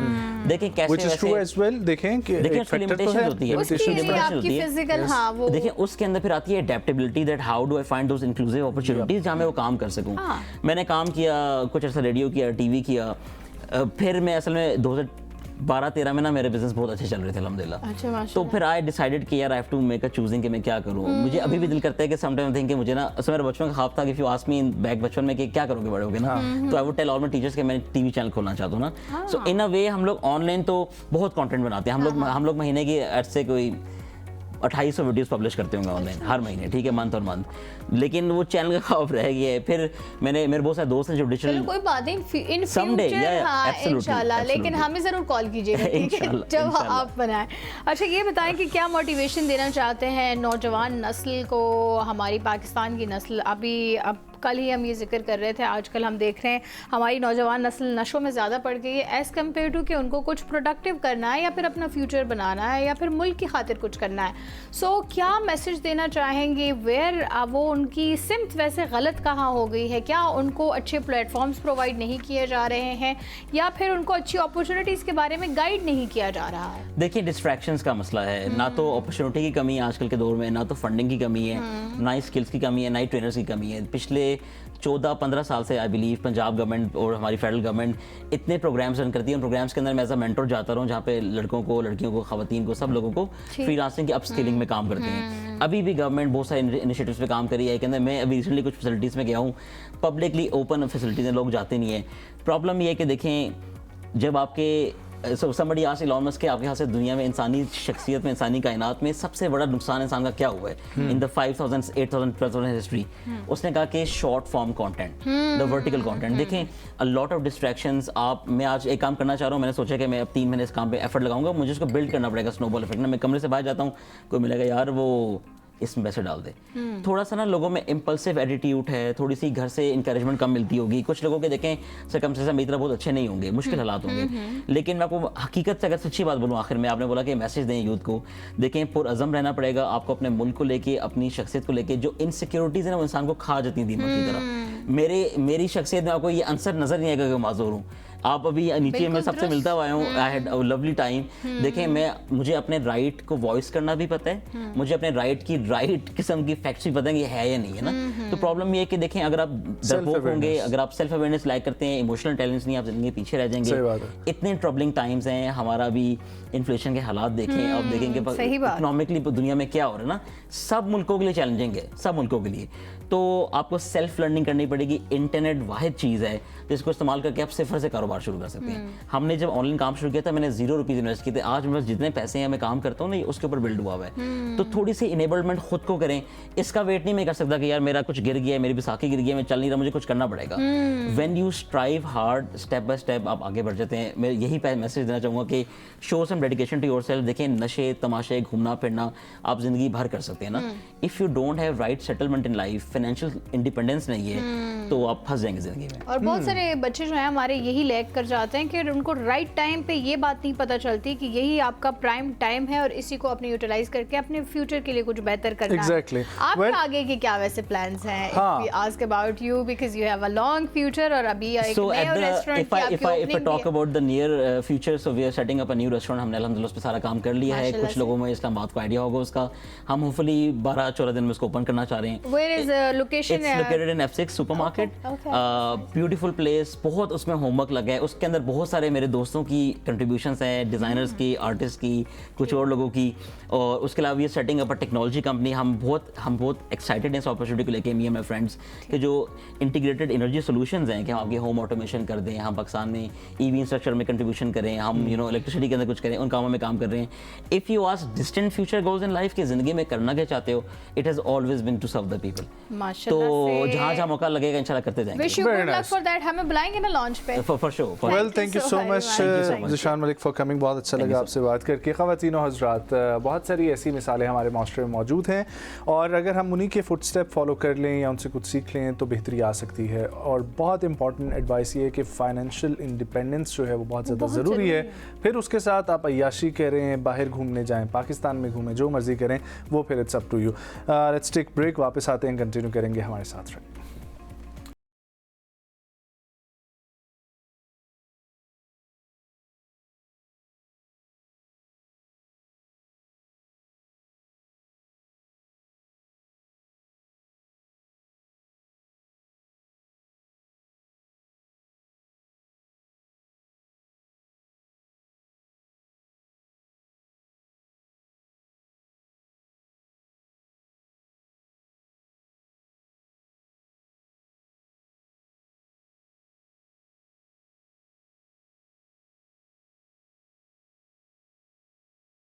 Welcome back viewers. इस सेगमेंट में हम लोग बात करेंगे कुछ ऐसे लॉस के हवाले से जो अवेयरनेस हम अक्सर अपने प्रोग्राम में जिक्र करते रहते हैं, चाहे ख़वातीन के हकूक़, बच्चों के हकूक़ के हवाले से। वहीं पर हम आज 2 चीज़ों के हवाले से जिक्र करेंगे। उसमें पहला है कि पाकिस्तान में फैमिली कानून और बच्चों की कस्टडी के हवाले से सुप्रीम कोर्ट ऑफ पाकिस्तान ने हालिया जो अदालती फ़ैसले हमारे सामने आते हैं उनमें ये कहा है कि कस्टडी के केस में बच्चे को सुनना बहुत ज़्यादा ज़रूरी है, अगर बच्चा जो है वो समझ बूझ रखने की जो है वो सलाहियत रखता है। और फिर दूसरी चीज़ ये भी कि कस्टडी हर किसी उस सूरत में वापस नहीं ली जा सकती कि अगर एक माँ ने अपनी दूसरी शादी का जो है वो फैसला कर लिया, दूसरी शादी कर ली है। अब असल तरजीह जो है वो बच्चे की बेहतर परवरिश को दी जाएगी, जहनी सुकून और महफूज मुस्तकबिल को दी जाएगी। वो जिसकी तरफ भी होगा उस तरफ फैसला किया है। दूसरा, कल ही सुप्रीम कोर्ट ऑफ पाकिस्तान ने एक बड़ा अहम जो है वो फैसला दिया है। वो ये फैसला है कि शादी के वक्त आप हक महर के तौर पर या किसी भी तरीके से अगर एक मर्द अपनी वाइफ को कुछ भी चीज़ जो है वो लिख के देता है, शराइत में अगर आखिर में रख दी जाती हैं कि आप हमें घर लिख दें, आप हमें प्रॉपर्टी लिख दें, और वक्ती तौर पर दोनों मियाँ बीवी को या दोनों ख़ानदानों को ये लग रहा होता है कि मामलात इनके दरमियान अच्छे खुश उसलूबी से चलेंगे, इसलिए हम लिख के दे देते हैं, ये भी हमारे घर में ही बच्ची आ रही है।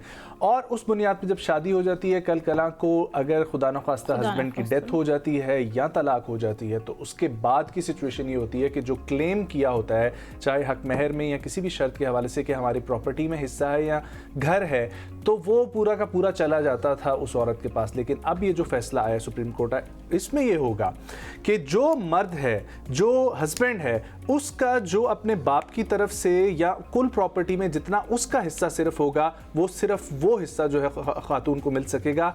अगर उससे पहले भी वो सारी चीज़ें उसके नाम हो चुकी हैं तो वो नहीं मिलेगा, क्योंकि वो उसके बहन भाइयों का हक मारने वाली बात है, उसके वालिदैन का हक मारने वाली बात है। और ये बहुत अच्छा फैसला और बहुत ज़्यादा टेंशन इस फैसले ने जो है सुप्रीम कोर्ट की कम की। इसी के ऊपर बात करेंगे। हमारे साथ आज जो शख्सियत मौजूद हैं, सुप्रीम कोर्ट ऑफ पाकिस्तान के एडवोकेट हैं, बल्कि एडवोकेट हाई कोर्ट हैं, ठीक है, लीगल एक्सपर्ट हैं। वी हैव विद अस मियां ज़ैन कुरैशी साहब। अस्सलाम वालेकुम मियां साहब, thank you so much for joining. खैरियत से हैं आप? अल्हम्दुलिल्लाह। मियां साहब, सबसे पहले तो हम बात करते हैं ये कल के ही डिसीजन के हवाले से। ये एक्चुअली केस क्या था और क्या डिसीजन इसके ऊपर जो है वो आया? देखिए, कल एक ऑनरेबल सुप्रीम कोर्ट ने एक बड़ा अच्छा ऑर्डर पास किया है। नॉर्मली हमारे यहाँ पे एक प्रोसीजर चल पड़ा है, एक प्रैक्टिस हम अडॉप्ट कर रहे हैं कि एट द टाइम ऑफ निकाह, तो निकाह में पहले होता था गोल्ड मेंशन करते थे, अभी प्लॉट, घर, कोई कमर्शियल प्रॉपर्टी, कोई residential property, normally for the sake of security purposes वो मेंशन उसमें कर देते हैं। अच्छा, बेशुमार केसेस रिपोर्ट हुए ऑनरेबल हाई कोर्ट में, हमारी फैमिली कोर्ट्स में, जब वो चीज़ें रिकॉर्ड पे आई, नीचे ट्रायल कोर्ट से वो केस होता हुआ जब ऑनरेबल सुप्रीम कोर्ट में वो मैटर आया, उसमें the matter was very much simple कि जी, जब वो लड़की का उस वक्त निकाह हुआ था तो उसमें एक 10 मरले का घर लड़की के नाम किया गया था। नाम इन अ सेंस उसके नाम ट्रांसफर नहीं हुआ था, हाँ, लेकिन निकाहनामा में मेंशन कर दिया था। अगर लीगली देखा जाए निकाहनामे में मेंशन है तो इसका मतलब है कि उसके नाम है, मतलब लिखा हुआ, वो इंटाइटल्ड है, वो उसके नाम है, वो उसका हक है, शरई हक है, जो कि आपने 2 गवाहों में एडमिट किया है। लेकिन सिचुएशन इशू ये था कि वो अगर उसके हस्बैंड के नाम पे होता तो फिर तो वेल एंड गुड, वो देने का पाबंद था। अगर पेरेंट्स का घर है, ठीक है, 3-4 भाई हैं, 2 बहनें हैं, ठीक है, शादी के वक्त उन्होंने जज्बात में आके नाम कर दिया, ऐसी टर्म्स एंड कंडीशन है, उन्होंने नाम कर दिया। लेकिन जब बाकी बहन भाइयों ने क्लेम किया जी ये तो हमारा भी उसमें हिस्सा था, 4 भाई हैं, 2 बहनें हैं, 3 बहनें हैं, तो how we can deprive from that, right. तो वो सुप्रीम कोर्ट ने बड़ा अच्छा एक ऑर्डर किया इन सिंपल वर्ड्स कि जो चीज़ जो लड़के के, मर्द के, जो जिसकी शादी हो रही है दूल्हे के अपने नाम पे है, उस चीज़ को कंसिडर किया जाए, वही नाम किया जाए। इन सिंपल वर्ड, कोई हवाई कागज़ या जिसका वो खुद लीगली इंटाइटल नहीं है, उसके खुद नाम पे ओनरशिप नहीं आई, उसके खुद नाम पे विरासत चढ़नी है, वो अभी तक नहीं चढ़ी। हाउ इट इज़ पॉसिबल कि वो जो चीज़ उसी के नाम पे नहीं आई वो आगे निकाहनामा में मेंशन कर दे थोड़ा सा और उसके नाम कर बताइएगा कि अगर उसके नाम पे प्रॉपर्टी नहीं भी आई लेकिन उसका विरासत में हक है तो वो उस विरासत से तो दे सकता है। वो सिर्फ विरासत की हद तक होगा। अब ये नहीं है कि 2 भाई हैं, 2 बहनें हैं, ठीक है, और एक भाई ने लिख के दे दिया है उस वक्त, ठीक है, नो डाउट कि फैमिली का भी कंसेंट था, उन्होंने लिख के दे दिया, तो बाकियों को आप उनके बेसिक जो इनहेरिटेड राइट है उनसे डिप्राइव नहीं कर सकते। अच्छा, वैसे हमारे यहाँ हालांकि हम पाकिस्तान के ही हैं, लेकिन हमारे यहाँ ये ऑलरेडी ये चीज़ थी कि या तो सिर्फ एक कमरा और एक लाउंज लिखा जाता था, ठीक है, कि ये इस लड़की के नाम होगा, और दूसरा अगर घर लिखा जाता था तो वो भी एक पोर्शन की हद तक ही होता था। फिर अगर खुदा ना ख्वास्ता, क्योंकि ऐसे एक्सपीरियंस मैंने किए, ऐसे हुए हैं कि अगर डिवोर्स हो जाती थी तो लड़की के घर वाले उनको बाकी के घर की पेमेंट देते थे कि ये पूरा घर अब आप इनके नाम कर दें, तो आप ये जो आधे घर की ये पेमेंट ले लें। अच्छा, तो ये शायद मेरे ख्याल से हम लोग थोड़े ज़्यादा, मेरे ख्याल से नाज़िश, आपने बात बिल्कुल ठीक की है। कुछ टाइम पहले हमारे पास भी जब वो निकाहनामा आता था तो नॉर्मली उसमें यही होता था कि 2 कमरे हो गए, या अपर पोर्शन या लोअर पोर्शन। लेकिन वो अभी देखा जाए कि डाइवोर्स रेशो इतनी ज़्यादा हो गई है, आप यकीन करें कि जिस वजह से, और मैं जो पर्सनली है ना, जो आजकल के हालात जा रहे हैं, आई स्ट्रांगली, मतलब मैं इसको सपोर्ट करता हूँ कि लड़की का प्रॉपर एक वैलिड हक मेहर होना चाहिए। देखिए, पेरेंट्स आपको अपनी सबसे कीमती चीज़ अपनी बेटी दे रहे हैं, तो for the sake of security, for the sake of satisfaction के जी कल को इसके साथ कुछ मिसहैप ना हो। अच्छा, पाकिस्तानी कानून क्या कहता है हक महर के अकॉर्डिंग, और शरिया का कानून क्या है कि अगर खुदा न खास्ता डाइवोर्स हो जाती है तो डाइवोर्स अगर ली जाती है खातून की तरफ से तो फिर खुला अगर ली जाती है तो उसमें हक महर की क्या सूरत हाल होगी, और डाइवोर्स अगर दी जाती है तो उसमें क्या होगा? डाइवोर्स और खुला में, डाइवोर्स जो है वो हस्बैंड का राइट है, जो खुला है वो लड़की खुद राइट है। अच्छा, जब हस्बैंड डाइवोर्स देगा तो फिर तो पे करेगा। तो वो अगर उसने हक में लिया, मतलब दिया हुआ है for the sake of arguments 20 तोले सोने, तो वो वापस लेने का पाबंद नहीं है। ठीक है, अगर नहीं दिया हुआ, अगर अनपेड है तो वो फिर देने का पाबंद है। यस, ठीक है। अगर लड़की ने वो खुला लेनी है तो उसको जो अपना राइट है वो विड्रॉ करना। अच्छा, इसमें गिफ्ट्स का एक मसला आता है। शादी के टाइम पे अगर सासू माँ ने कोई गिफ्ट दिया है तो अगर लड़की खुला लेती है तो आया वो गिफ्ट वापस करेगी या नहीं? क्योंकि ऐसे बहुत सारे केसेस में आता है ना कि जी सासू माँ ने उसको ज्वेलरी दे दी थी, या फिर ससुर जी ने उसको कुछ, सो आया वो जो गिफ्ट्स होते हैं वो वापस करने के पाबंद है? अच्छा, आप यकीन करें कि हम लोग जब फैमिली कोर्ट्स में वो केसेस देखते हैं, आप यकीन करें नाज़िश एंड भाई, इतनी माइनर चीज़ें, रज़ाइयाँ, तलाइयाँ, खेस, मतलब वो ठीक है, जो मेन आर्टिकल्स हैं वो तो होते हैं ना, मतलब एसी, टीवी, फ्रिज और फर्नीचर, वो इतनी माइनर चीज़ें भी क्लेम की जाती है। मेरे ख्याल के मुताबिक जब एक रिश्ता ख़त्म होता है ना तो वो मतलब किसी किस्म का कोई उनको वो ना हो। ठीक है। अच्छा मियां साहब, अब आते हैं हम अपने दूसरे टॉपिक की तरफ, जो कि है बच्चे की कस्टडी के हवाले से। इसमें हमारे पास क्या इस वक्त कानून मौजूद है? देखें, पहले एक प्रैक्टिस थी कि जी बच्चे की कस्टडी फाइनेंशियल स्टेटस देखना चाहिए, बिल्कुल देखना चाहिए, आई एडमिट। उसका जो एनवायरनमेंट वो देखना चाहिए, बिल्कुल देखना चाहिए। बच्चे की जो कंसेंट है वो देखनी चाहिए, बिल्कुल देखनी चाहिए। ये सारी चीज़ें पैरेलल चलेंगी, लेकिन सबसे अगर इम्पॉर्टेंट चीज़ है वो सिर्फ और सिर्फ एक चीज़ है, welfare of minor, future of minor, safe custody of minor. ठीक है, मतलब अब जो भी हमारी honourable high court and supreme court की जजमेंट आती हैं उसमें सिर्फ और सिर्फ एक चीज़ सिक्योर की जाती है, जो चाइल्ड का वेलफेयर है, चाइल्ड का फ्यूचर कहाँ पे सिक्योर है। Welfare of minor is the point जिसके ऊपर डिसाइड किया जाएगा कि जो कस्टडी है मदर को देनी है, फादर को देनी है। लेकिन इसके सिलसिले में ये क्या वजाहत के साथ है, क्योंकि मोस्टली हमारा, क्योंकि मेल डोमिनेंट सोसाइटी है, सो हमारे यहाँ इस चीज़ को वैसे ये समझा जाता है कि मेल के पास शायद रहेगा तो ज़्यादा बेहतर तरीके से जो है वो टेक केयर होगा, क्योंकि रिस्पॉन्सिबिलिटीज़ का जो आंसर है वो हमारी सोसाइटी में मेल की ही, लेकिन वो पाबंद तो किया जाता है। हाँ, तो मैं वही जानना चाह रही हूँ कि इसके बारे में कोई वजाहत है कि वेलफेयर की मद में किन किन चीज़ों को मद्देनजर रखना चाहिए? देखिए, वेलफेयर में सबसे जो इम्पोर्टेंट चीज़ आती है कि इन्वायरमेंट कैसा है। तो मतलब मुझे एक चीज़ जो बहुत दुख से कहने पड़ रही है, मतलब जो एक बहुत एक्सट्रीम लेवल का एक इंक्रीज़ हमारी सोसाइटी में हो रहा है, खुला डाइवोर्स, ठीक है। तो मतलब इसमें एक तो ये है कि जो चीज़ें आजकल रिपोर्ट हो रही है, जो हम केसेस देखें, आप यकीन करें कि कल परसों मैंने खुला फाइल की, ठीक है, उसमें जनवरी 22 जनवरी का निकाह था, ठीक है। तो मतलब वो तो अभी तो बड़ी इनिशियली मतलब वो चीज़ें वो हो जाती हैं। अच्छा, इसमें सबसे जो आपने एक चीज़ बड़ी इंपॉर्टेंट डिस्कस की कि क्या फैक्टर्स हैं, किन चीज़ें हैं, on the basis of that. सबसे पहले environment, education, health, basic facility, और मतलब where that child feel more comfortable, ठीक है। अगर आप एक टॉक्सिक इन्वायरमेंट में, चाहे वो फादर की तरफ हो चाहे वो मदर की तरफ हो, ठीक है, मतलब अगर वो वालिद की तरफ बच्चा रहता है तो वहाँ पे ऑलरेडी उसकी एक और शादी है, ठीक है, फिर जो फर्स्ट वाइफ है उसकी नंदे हैं, ठीक है, तो वो एक टॉक्सिक किस्म का एनवायरनमेंट होगा तो बच्चा सफर करेगा। अच्छा, ये बताएं कि बच्चे की जो बात की जा रही है कि समझने बूझने की सलाहियत, ये हर बच्चे पे वेरी कर रही है मुख्तलिफ एज में, क्योंकि हर बच्चे को या कोई एज मुख्तस की गई है? देखिए, पहले भी प्रैक्टिस फॉलो होती थी कि 7 साल तो बेटा है उसने माँ के पास रहना है, और अगर फीमेल है तो वो till the age of puberty, ठीक है। लेकिन अभी जो चीज़ें हैं एज को इतना कोई हार्ड एंड फास्ट रूल नहीं है, वो सिर्फ और सिर्फ देखा जाता है कि एनवायरनमेंट क्या है, बच्चा सेफ सिक्योर कहाँ पे है, बच्चा कहाँ पे कंफर्टेबल है। बेशुमार केसेस रिपोर्ट हुए हैं जिसमें जो कंसेंट ऑफ द चाइल्ड है उसको ऑब्जर्व किया जाता है, उसको कंसिडर किया जाता है, लेकिन वो बाइंडिंग नहीं है। अगर बच्चा इमोशनली बहुत ज़्यादा किसी एक मदर या फादर के साथ अटैच है और कोर्ट देखती है, समझती है कि उसकी जो वेलफेयर है वो माँ के नहीं बाप के पास ज़रूरी है, बाप नहीं माँ के पास ज़रूरी है, तो बहुत ज़्यादा कोई ऐसा उसकी जो विश और विल है वो उसको ज़्यादा प्योरिटी नहीं देगी, कंसिडर ज़रूर किया जाता है।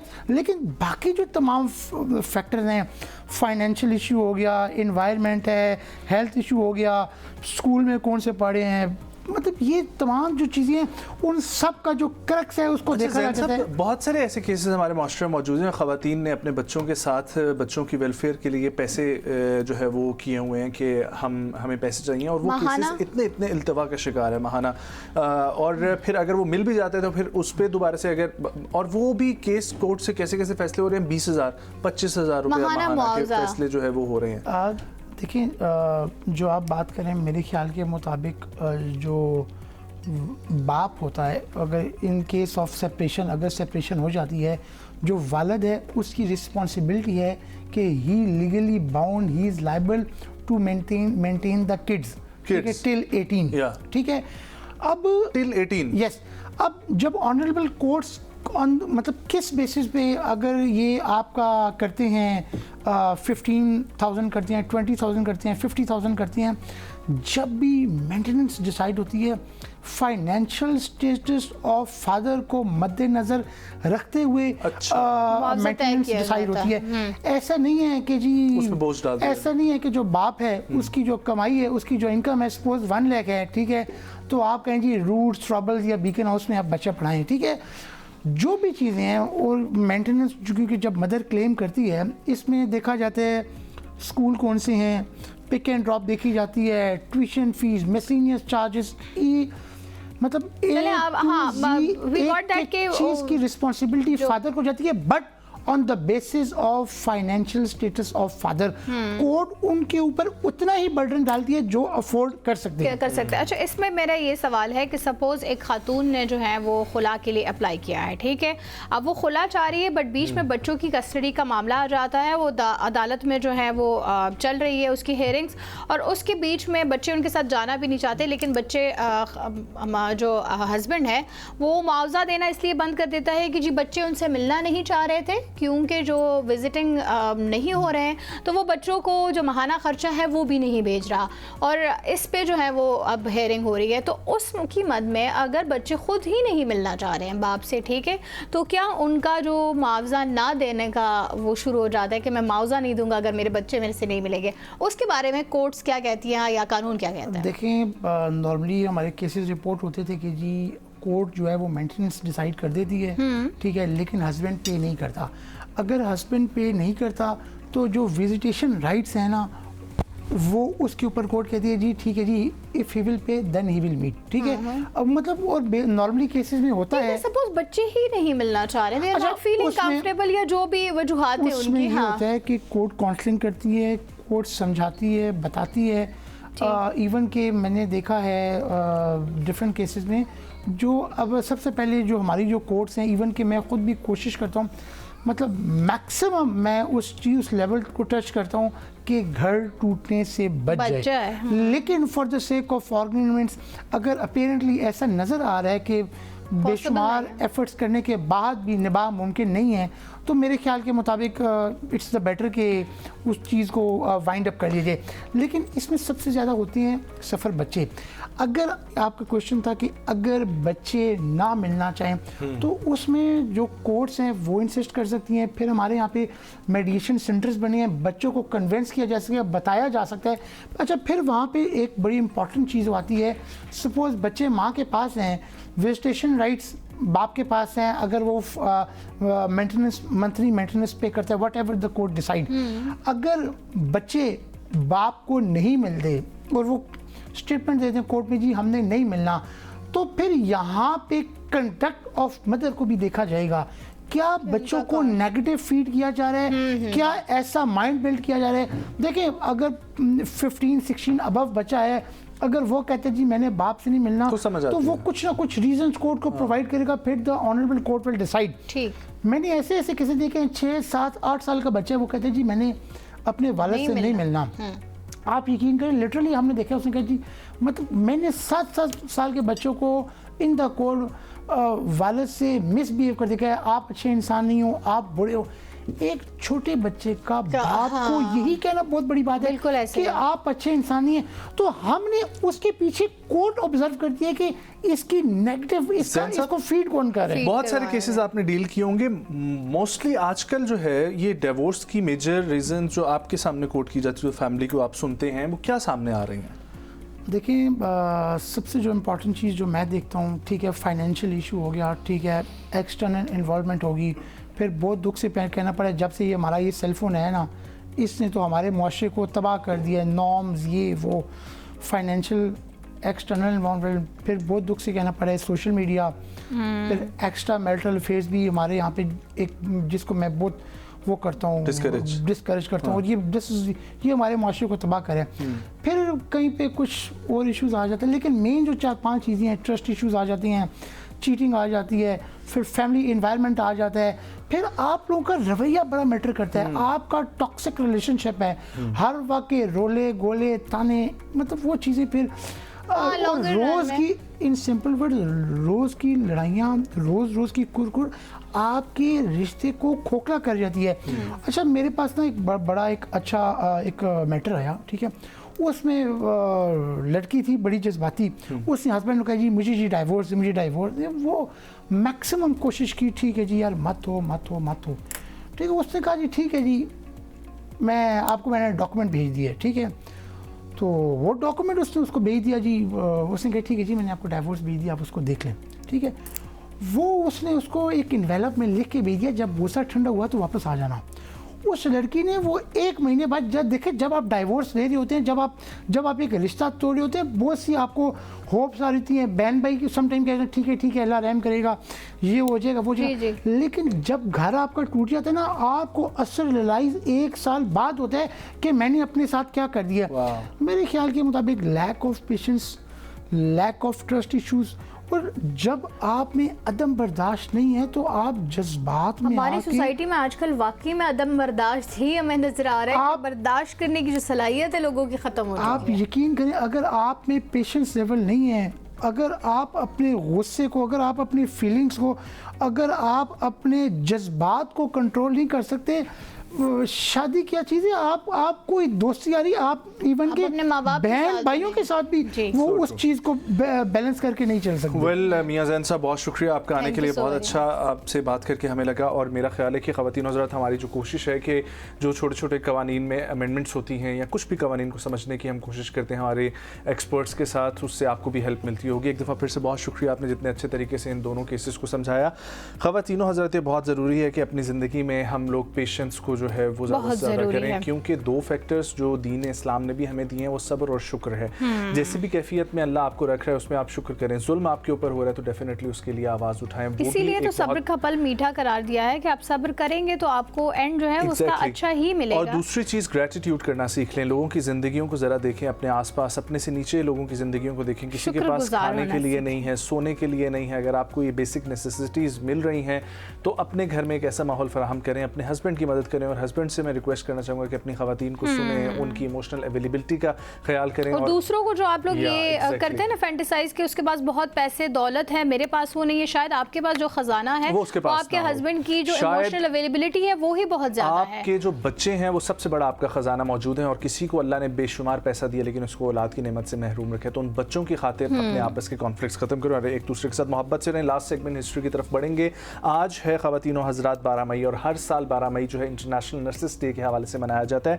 फ्लोरेंस नाइटिंगेल एक ऐसी नर्सिंग के शोबे से इज़्ज़त और वक़ार, और उन्होंने एक नई पहचान दी थी इस शोबे को, और उन्होंने सारी ज़िंदगी अपनी खिदमत जो है वो इंसानियत की इंसानियत के लिए अपने आप को वक्फ कर दिया। हॉस्पिटल्स के निज़ाम में एक नया निज़ाम नर्सिस का जो है वो मुतारिफ़ करवाया। पेशेंट्स केयर टेकर जो है वो बड़े इंपॉर्टेंट होते हैं, जहाँ पर डॉक्टर इलाज करते हैं, समझते हैं आपकी बीमारी को, फार्मासिस्ट आपको जो है वो दवाई बना के देता है, वहीं पर आपका डेली ख्याल रखना मिनट से मिनट और लम्हा ब लम्हा वो नर्सिस जो है उसको मेक श्योर करती हैं। इसलिए आज का दिन जो है वो नर्सिस के नाम है, इसलिए जब भी आप हॉस्पिटल विजिट करते हैं बहुत एहतराम, प्यार और मोहब्बत से इनको पुकारा करें, और इनका नाम इसीलिए सिस्टर्स रखा गया है क्योंकि ये बहनों की तरह आपका ख्याल रखती हैं। और इनका भी इतना ही हमारे मुआशरे में इनका इतना ही किरदार है जितना डॉक्टर्स का है। जिस तरह वो अपना फरीज़ा अंजाम देते हैं, मेरे ख्याल से उनसे ज़्यादा मेहनत तलब काम इनका होता है। तो आज के दिन हम इनको भी अकीदत से खराज तहसीन पेश करते हैं कि इनका हमारी सोसाइटी को, इनकी वेल बीइंग में बहुत बड़ा हाथ है। डेफिनेटली। ख़वातीनो हज़रात, आज के प्रोग्राम से मुझे और नाज़िश खटक को दीजिए इजाज़त। आपसे कल मुलाकात होगी। अल्लाह हाफ़िज़। अल्लाह हाफ़िज़।